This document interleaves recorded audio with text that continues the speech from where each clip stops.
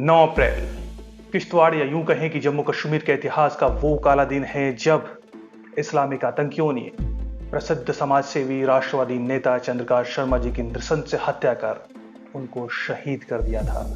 आज उनकी बरसी पर हम चंद्रकांत शर्मा जी को विनम्र श्रद्धांजलि अर्पित करते हैं। चंद्रकांत शर्मा जम्मू कश्मीर में पनपे इस्लामिक आतंकवाद के खिलाफ लड़ने वाले वो बेखौफ योद्धा थे जिन्होंने कभी इस आतंकवाद के पैर किश्तवाड़ की धरती पर नहीं जमने दिए।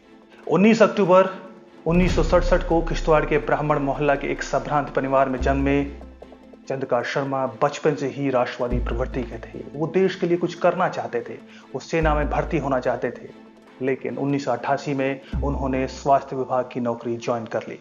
ये वही दौर था जब इस्लामिक आतंकवाद कश्मीर घाटी में धीरे धीरे अपने पैर पसार रहा था। अगले कुछ सालों में इन आतंकियों ने कश्मीरी हिंदुओं को घाटी से बाहर धकेलना शुरू कर दिया था। धीरे धीरे इन आतंकियों ने किश्तवाड़ की ओर भी पैर पसारने शुरू किए। लोग अपना घर छोड़कर भागने को तैयार थे, लेकिन चंद्रकांत शर्मा ने इन आतंकियों से मुकाबला करने की ठानी। उन्होंने दो तरीके से नेतृत्व संभाला। युवाओं को एकजुट किया और एक तरफ उन्होंने पलायन करने वाले हिंदू परिवारों को पलायन करने से रोका। दूसरी तरफ उन्होंने सुरक्षा एजेंसियों के साथ मिलकर आतंकियों से मुकाबला करने की ठानी और अगले कुछ सालों में उन्होंने वहां के नौजवानों के साथ मिलकर, सुरक्षा एजेंसियों के साथ मिलकर आतंकियों से मुठभेड़ की, उनसे मुकाबला किया। उनके पैर उन्होंने किश्तवाड़ में नहीं जमने दिए। विपरीत परिस्थितियों में भी चंद्रकांत शर्मा के कुशल नेतृत्व और उनके साहस के सामने आतंकियों के सरहद पार बैठे आका भी परेशान थे, लेकिन चंद्रकांत शर्मा कभी डरे नहीं। उनको लगातार धमकियां मिलती थी, लेकिन वो कभी नहीं डरे और उन्होंने आतंकियों के खिलाफ अभियान जारी रखा। इस बीच उन्होंने शादी तक नहीं की।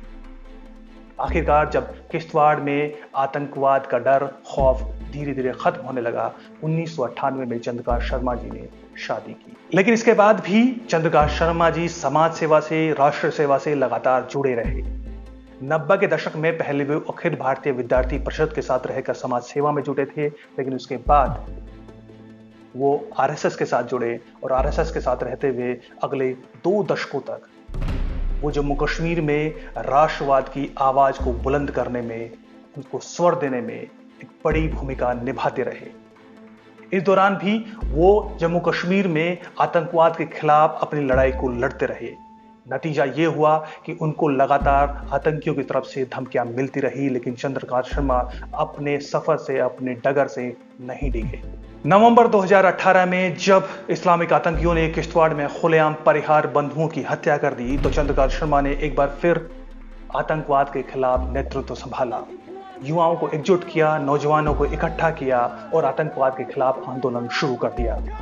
उनको आशंका थी कि किश्तवाड़ में एक बार फिर आतंकवाद अपने पैर जमा सकता है।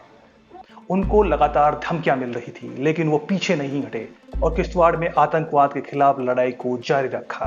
आखिरकार 9 अप्रैल 2019 को जब चंद्रकांत शर्मा जिला अस्पताल में अपनी ड्यूटी पूरी कर ओपीडी से बाहर निकल रहे थे, तो बाहर घात लगाकर बैठे 3 से 4 आतंकियों ने उन पर अंधाधुंध गोलियां चला दी। उनको कई गोलियां लगी। इस बीच इस हमले में उनका अंगरक्षक राजेंद्र भी मारा गया। उनको अस्पताल में भर्ती कराया गया, लेकिन सही समय पर सही इलाज ना मिलने की वजह से चंद्रकांत शर्मा आखिरकार वीरगति को प्राप्त हो गए। इसके बाद पूरे किश्तवाड़ और पूरे जम्मू क्षेत्र में प्रशासन के खिलाफ लोगों का गुस्सा फूट पड़ा।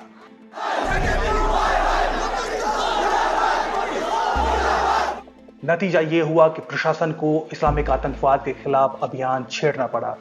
अगले कुछ महीनों में सुरक्षा एजेंसियों ने चंद्रकांत शर्मा जी की हत्या करने वाले 3 आतंकियों को मार गिराया, जिसमें ओसामा बिन जावेद और जाहिद को सुरक्षा एजेंसियों ने बटौत एनकाउंटर में मारा, तो जबकि हारून को डोडा एनकाउंटर में ढेर कर दिया।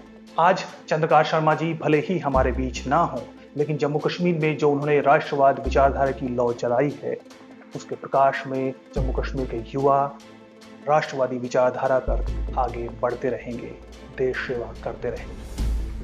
नमस्कार।